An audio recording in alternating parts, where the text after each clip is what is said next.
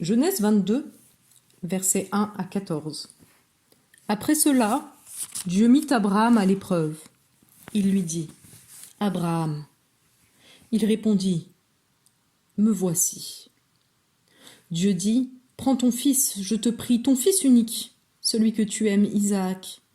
Va-t'en au pays de Moria et là offre-le en holocauste sur l'une des montagnes que je t'indiquerai. » Abraham se leva de bon matin, sella son âne et prit avec lui 2 serviteurs et Isaac son fils. Il fondit du bois pour l'holocauste et se mit en route pour le lieu que Dieu lui avait indiqué. Le 3e jour, Abraham, levant les yeux, vit le lieu de loin. Abraham dit à ses serviteurs : « Vous, restez ici avec l'âne. Moi et le garçon, nous irons là-haut pour nous prosterner, puis nous reviendrons vers vous. » Abraham prit le bois pour l'holocauste et le chargea sur Isaac, son fils, et il prit lui-même le feu et le couteau. Puis ils continuèrent à marcher ensemble, tous les deux. Alors Isaac dit à Abraham, son père : « Père !» Il répondit : « Oui, mon fils. » Isaac reprit : « Le feu et le bois sont là, mais où est l'animal pour l'holocauste ?» Abraham répondit : « Que Dieu voie lui-même quel animal il aura pour holocauste, mon fils. » Et ils continuèrent à marcher ensemble, tous les deux. Lorsqu'ils furent arrivés au lieu que Dieu lui avait indiqué, Abraham y bâtit l'autel et disposa le bois. Il ligota Isaac son fils et le mit sur l'autel par-dessus le bois. Puis Abraham tendit la main et prit le couteau pour immoler son fils. Alors, le messager du Seigneur l'appela depuis le ciel en disant : « Abraham, Abraham !» Il répondit : « Me voici. » Il dit : « Ne porte pas la main sur le garçon et ne lui fais rien. Je sais maintenant que tu crains Dieu et que tu ne m'as pas refusé ton fils, ton unique. » Abraham leva les yeux et vit par derrière un bélier retenu par les cornes dans un buisson. Alors Abraham allait prendre le bélier et l'offrit en holocauste à la place de son fils. Abraham appela ce lieu du nom d'Adonai-Yéré. C'est pourquoi l'on dit aujourd'hui : à la montagne du Seigneur, il sera vu. Une seule prière ici, dans ce passage.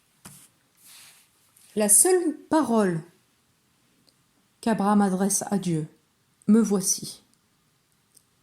Me voici, avant que Dieu parle, pour dire la première fois : sacrifie ton fils, ton unique, celui que tu aimes. Ce fils que Dieu avait lui-même donné à Abraham, ce fils que Dieu lui avait promis et qui devrait bénir une multitude de nations. Dieu lui demande de le sacrifier.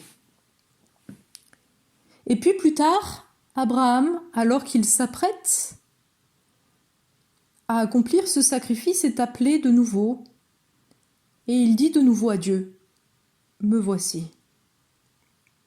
Alors Dieu lui dit : ne porte pas la main sur le garçon.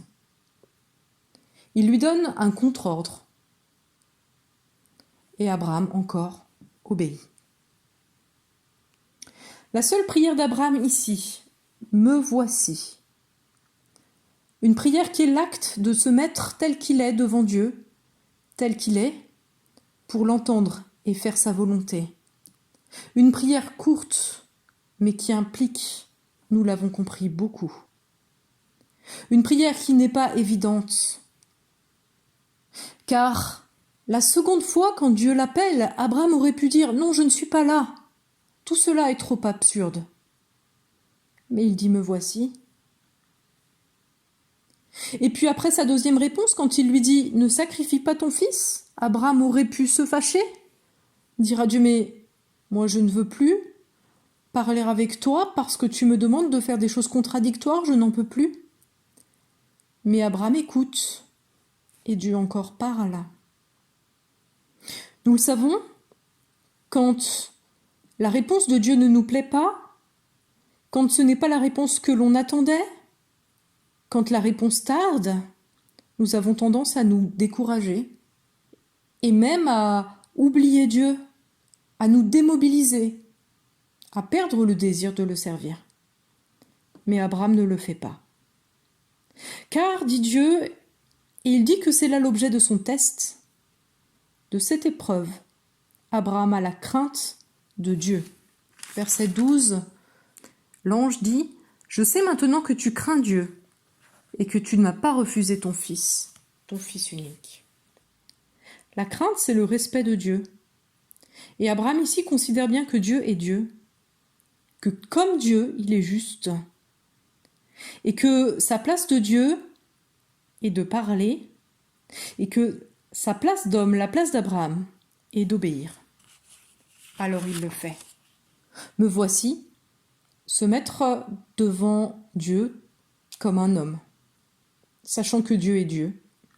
Cette manière d'agir contraste avec une manière de considérer Dieu comme un moyen d'arriver à nos fins, comme un distributeur automatique. La version actuelle de cela, c'est de considérer que Dieu nous doit, qu'il doit nous donner ce que nous désirons, ce que nous trouvons bon. Et puis la version plus ancienne, c'est peut-être celle du salut par les œuvres. On croit que si on fait ce que Dieu dit, il nous donnera. Ou alors on croit que si nous ne faisons pas ce qu'il dit, on s'attirera des ennuis. Rien de cela ici donc, seulement la crainte et le respect. Dieu est Dieu. Abraham doit obéir. Ce qu'il demande est juste. Mais cette crainte n'est pas dénuée de confiance. Et cette confiance, on la voit déjà dans cette histoire. Même si Abraham ne comprend pas, il envisage que Dieu puisse sauver son fils, que ce sacrifice scandaleux puisse ne pas avoir lieu.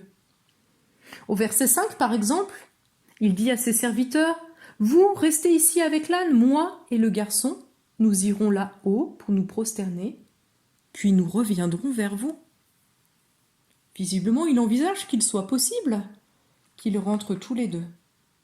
Au chapitre 22, le verset 8, Abraham répond, alors que son fils lui demande où est l'animal, que Dieu voit lui-même quel animal il aura pour holocauste, ou que Dieu pourvoit lui-même à l'animal, ce qui est le même verbe en hébreu.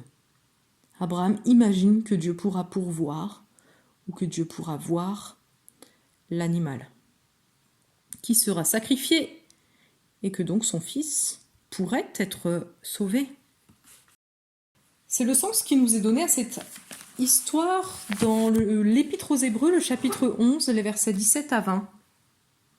C'est par la foi qu'Abraham, mis à l'épreuve, a offert Isaac. C'est son fils unique qu'il offrait, lui qui avait accueilli les promesses, et à qui il avait été dit « C'est par Isaac que tu auras ce qui sera appelé ta descendance. » Il estimait que Dieu avait même le pouvoir de réveiller un mort. C'est pourquoi son fils lui fut rendu. Il y a là une parabole. Abraham avait confiance. Et nous pouvons aujourd'hui vivre dans cette confiance. Cette confiance que Dieu a pourvue à l'agneau, qu'il a donné son fils pour que nous ayons la vie.